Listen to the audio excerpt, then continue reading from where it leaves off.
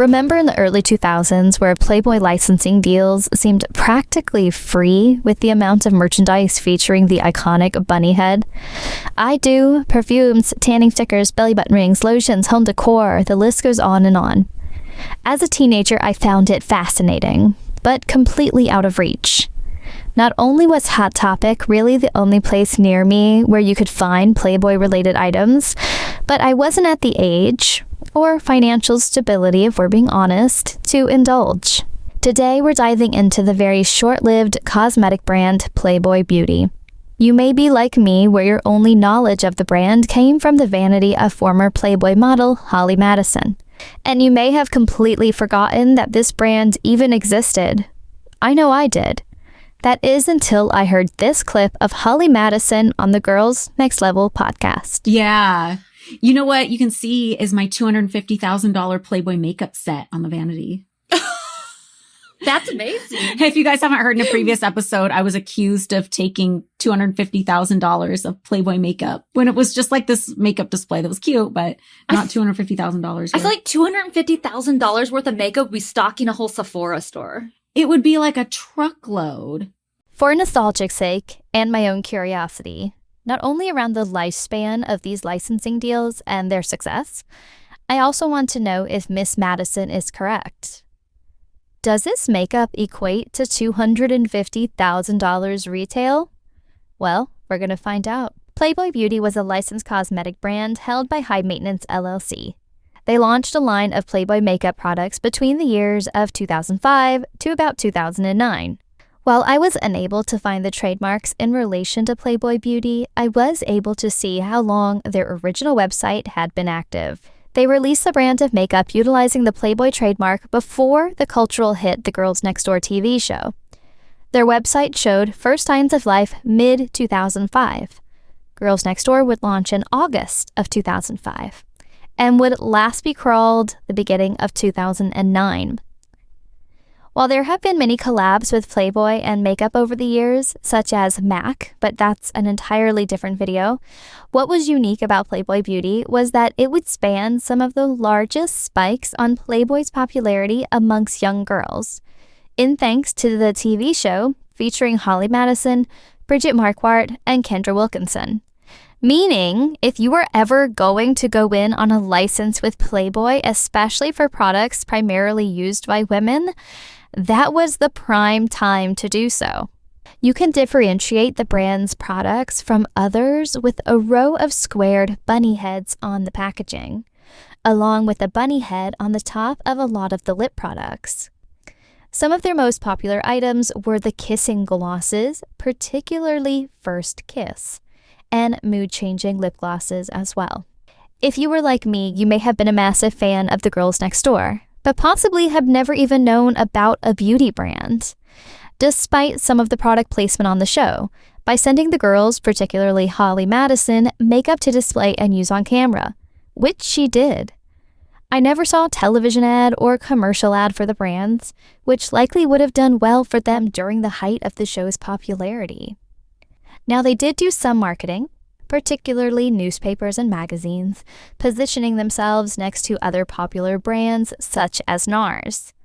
Almost all coverage of the makeup was all about the naming of the makeup. This was the era of edgy and sexually provocative makeup shade names. In one newspaper, they even positioned an ad for the makeup underneath a less than flattering article about Hugh Hefner and the Three Ladies. On their now offline website, they shared a press coverage page with the various magazines featuring their products. And apart from Star, these magazines are far from well circulated. And I think we can get an idea of their marketing by this tab on their website titled Positioning, which basically tells the reader on why they should stock the makeup in their stores. It feels more as if they were just focused on getting it into the hands of celebrities with the hope it'll eventually be enough to get it into the hands of consumers. It really felt as if there was little to no effort to market directly to consumers, instead of this weird osmosis through celebrity. When I heard about the frustration around the girls on the show not pushing the products more, despite the girls using them on camera, that told me there had to be some trouble in the business. With their newspaper placements and not very popular magazine placements, along with the lack of any video or audio advertising, it seemed like the company may have been relying on the popularity of the Playboy brand to push the sales for them. Now, that's simply my optics from way in the future, but I can't imagine there was a confident marketing campaign if they needed to get frustrated with influencers who they were sending free product to for not pushing it harder. Now, of course, we have to ask the ladies from the girls next door, but how likely would any hard pushing of this makeup be to actually make it in the final cut of the series without being edited out by editors and producers? Because yes, while it's Playboy branded, it's Playboy licensed. Playboy already got their money from this. I highly doubt they were going to offer up any free advertising to the brand. Now, our big question, was Holly's collection really worth $250,000? Using their now offline website, I calculated the cost of every product listed for sale. Every shade of eyeshadow, blush, lip gloss, lipstick, and even kits. Now, with kits, this often means that we're going to have multiple of the same item, but I'm trying to give them a fair shot here. If they sent Holly every single product that they have available for retail, including repeated items in kits, gift sets, toiletry bags, weekender makeup bags, it would come out to only $1,800. So they would need to send Holly 100 of each item, including the repeated items in kits, to get anywhere near a $250,000 price tag. And that's even giving them some cushion room for products that maybe are no longer listed. The last breath at the Playboy Beauty website would be in 2009, which coincidentally is the same year Holly, Bridget, and Kendra's last season would air. Here we can actually see some of the product on Holly's vanity. And if we look, we can see about 3 rows of lip glosses with 2 rows of lipsticks. We can also see her using the blush in this still as well. And as we can tell, she surely doesn't have 100 of these displays. All right, time for an ad break. So later in this video, I will review and swatch some Playboy Beauty items that I was able to find on secondhand markets. All of these products came brand new, except for their usage in this video. So if you would like to snag the products I used for this video, go ahead and use the link in the video description or scan the QR code in the corner. Bunny's gotta eat too. As someone who was a teenager at the height of the mid-2000s success of Playboy, especially towards a female demographic, it's wild that I didn't know about this brand until I heard Holly mention it on her YouTube channel and podcast. However, seeing all the nostalgic Playboy items will always be a blast from the past. Now, I was able to find some Playboy Beauty makeup on eBay, and looking at some of these, some of them are going for quite reasonable prices, maybe $10, $15, $25. But then we have others, such as the very popular First Kiss lip gloss, which can go anywhere from about $25 to about $45. This eyeliner went for $16. First Kiss went here for about $26, $30. But we also see some cosmetics that are going for quite a bit more. We can see here that this lip gloss is going for about $90 to $100. I would love to know what makes it rare. Well, I guess they're all technically rare. Then we have this lipstick here going for almost $70, with this First Kiss going for about $50. So we're definitely seeing that some are going for more than others. So I was able to get my hands on a few of these products, so let's go ahead and try them out.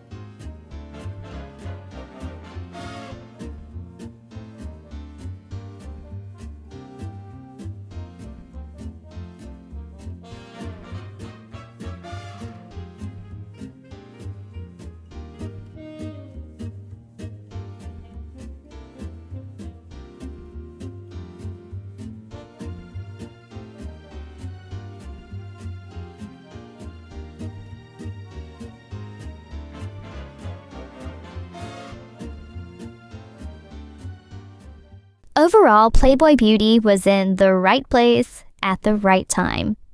However, I think they likely relied on the show and Playboy-themed stores to kind of push the makeup for them. With what mass appeal Girls Next Door had, if they had tried an online shopping push, which was starting to flourish at the time, versus their website catering to possible distributors, I think it could have done well for itself. I remember when people were happily buying Holly's socks, so it was very much possible. Do I think we could bring back Playboy makeup brand? Sadly, I do not. I do believe most fans of Playboy either would respond to a mid-2000s aesthetic relaunch or the old Hollywood glamour vibe, either a la Girls Next Door or a la Marilyn Monroe. The current branding of the Playboy company really leans into Gen Z influencer YouTuber vibes, and it really feels as if they've completely abandoned the original loyal following of the brand. And if they struggled back in 2006 when the popularity among girls was an all-time high, I can't imagine they could successfully pull it off today. So my question for you, did you ever use Playboy Beauty cosmetics? Did you come across it in a Playboy-themed store, in Hot Topic, online, or anywhere else? All right, bunnies. See you next week. Bye.